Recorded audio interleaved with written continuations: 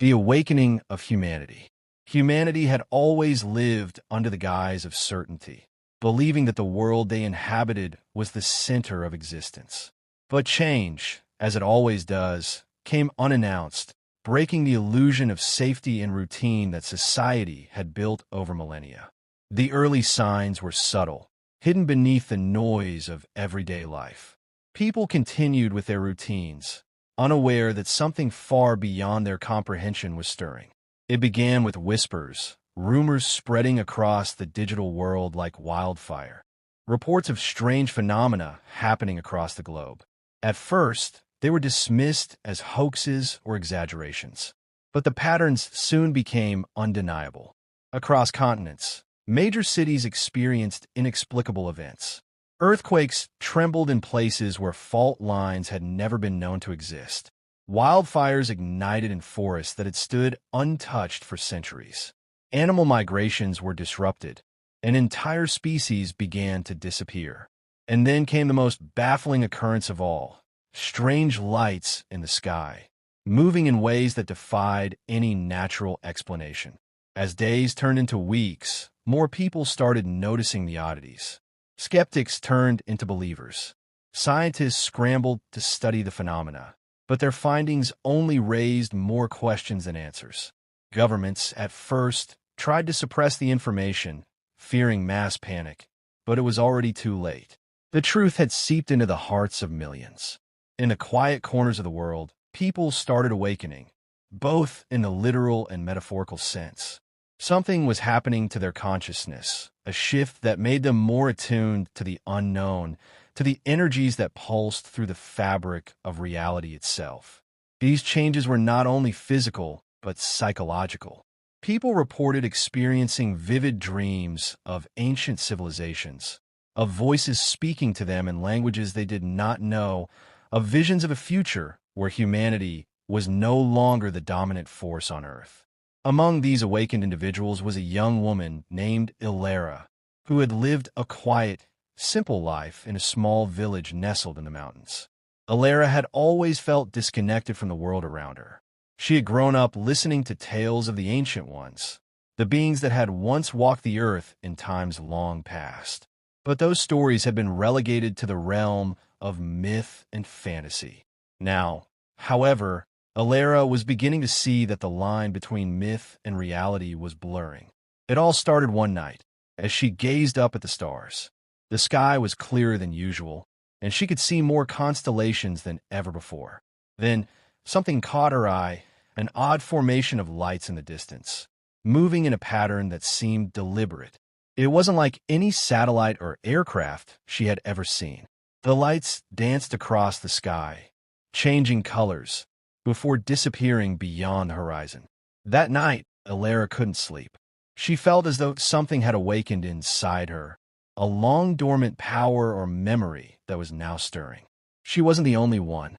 Her dreams became more vivid, filled with images of strange landscapes and distant lands. She saw herself standing in front of a great temple, its stone pillars worn by time, and yet radiating an energy that felt ancient and powerful. There, in the dream, a figure approached her, a being whose face she could not see, but whose presence filled her with both fear and awe. The figure spoke, though its words were not spoken aloud. They resonated in her mind like a deep, powerful voice from within. You are one of the awakened. The time has come to remember who you truly are. The future of humanity rests upon your shoulders. Ilara woke in a cold sweat, her heart racing. She had no idea what the dream meant, but she couldn't shake the feeling that it was important, more important than anything she had ever felt before. Meanwhile, in the cities, others were experiencing similar events. People were beginning to connect the dots, sharing their experiences on social media platforms, where millions of voices began to merge into a chorus of confusion, fear, and wonder. No one had the answers, but there was a growing sense that something was coming, something big. The governments could no longer ignore it. A worldwide summit was called, bringing together leaders from all corners of the globe. Scientists, military officials, and spiritual leaders were all summoned to discuss the strange events that were unfolding. The most pressing question on everyone's mind was, What was happening to humanity? The summit opened with tense discussions, but as the night wore on, a consensus began to form. The strange phenomena were not the result of natural disasters or global warming. There was something else, something far more profound. It was as if the Earth itself was waking up, responding to a cosmic shift that no one fully understood. And then, in the final moments of the summit, a transmission was received. It came from a source that was untraceable, yet the message was clear. The voice, though distorted, echoed across the world's communication networks. Humanity stands on the precipice of a new age. The awakening is only the beginning. Soon, the true nature of existence will be revealed. Prepare yourselves. The message sent shockwaves around the world. Fear and uncertainty gripped the hearts of millions. What did it mean? What was coming? And, most importantly, what role would humanity play in the unfolding of this new age? The world was on the brink of a great awakening, and no one knew where the path would lead. Some believed that it was a sign of a coming apocalypse, while others saw it as the dawn of a new era of enlightenment. As the lights in the sky continued to dance, humanity could only watch, waiting for the moment when the truth would be revealed. The inferno of war. The battlefield was a hellish landscape, consumed by flames, smoke, and the constant thunder of artillery fire. The soldiers, once full of youthful optimism, were now hardened by the realities of war. They had seen comrades fall, heard the cries of the wounded, and lived through moments where the only certainty was death. Yet, in the midst of it all, they kept moving forward, driven by duty, fear, and the hope that they would survive the inferno of war. Private Lucas Heller had been on the front lines for weeks. The once lush countryside had been reduced to a barren wasteland, its fields now scarred by the vicious cycle of explosions. His uniform was torn, his face smeared with dirt and sweat. The constant buzz of bullets and the deafening roar of distant artillery seemed to numb his senses, but deep down, the horror never left. He crouched low in a trench, his rifle clutched tightly in his hands. Across from him, the enemy forces were just as entrenched, their positions well fortified. The tension in the air was thick, as if it were holding its breath, waiting for the moment to explode. "On your feet, Heller!" Sergeant Miller barked from behind. "We're moving out in 5. Get ready." Lucas barely nodded, his thoughts momentarily drifting to the life he had left behind, his family, his friends, and the simple pleasures of life before the war. He had joined the army to protect them, to fight for something greater than himself. But now, all that seemed distant, a memory fading with every passing day in the trenches. The 5-minute warning rang out, signaling the soldiers to prepare for the next assault. The order was simple: charge. They were to advance across open ground, a death trap of barbed wire and craters, towards enemy lines. There was no room for hesitation, no time to question their orders. In the end, it was a matter of survival. "Let's go," Miller shouted, and with that, Lucas and the others surged forward, their boots pounding against the earth. The sound of gunfire was deafening as they sprinted, their bodies low to the ground. The air was thick with smoke, and the smell of burning flesh and gunpowder choked their breaths. Lucas could hear the screams of the wounded, the thud of bodies hitting the ground, but he pushed it all out of his mind. There was no room for fear, no time to mourn. Survival was all that mattered now. As they neared the enemy trench, a barrage of bullets flew past them. Lucas instinctively dropped to the ground, narrowly avoiding a deadly spray. He crawled forward, using the cover of the craters to shield himself. His heart was pounding, his body trembling from both the adrenaline and the fear. Then, a loud explosion ripped through the air, sending dirt and debris flying. Lucas felt the shockwave hit him, throwing him into a nearby crater. He landed hard, the impact rattling his bones. For a moment, he could hear nothing but a high-pitched ringing in his ears. Slowly, he regained his senses and looked around. His comrades were scattered, some on their feet, others lying motionless on the ground. The enemy had launched a counterattack, and the battlefield had erupted into chaos. Lucas had no choice but to press on, to keep fighting. He forced himself to his feet and sprinted forward once again, knowing that the only way out of this hell was through it. The enemy was closing in, their gunfire relentless. Lucas could see their faces now, twisted with hatred, but also with fear. They, too, were trapped in this inferno just like him. He aimed his rifle and fired, his shot finding its mark. The soldier fell, but there was no time to celebrate. There was only time to survive. As the hours dragged on, the landscape became more and more surreal. The sky, once blue, was now a sickly shade of orange, the sun obscured by the smoke and ash. The ground was a sea of mud, blood, and death. Yet, in the midst of it all, Lucas kept moving, his body running on autopilot, his mind numb to the horrors around him. By the time the battle subsided, the field was littered with the fallen. The air was thick with the stench of death, and the silence was deafening.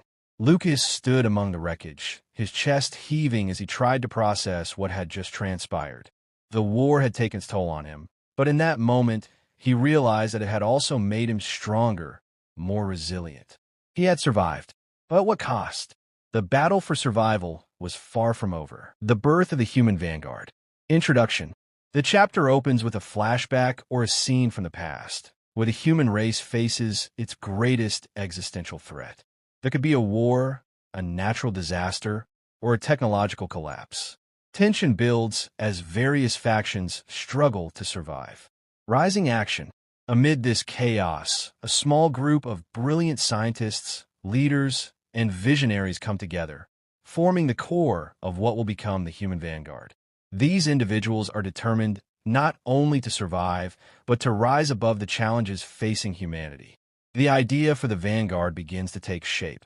They will protect and preserve the best of human culture, knowledge, and technology, ensuring the survival of the species in a post-apocalyptic world.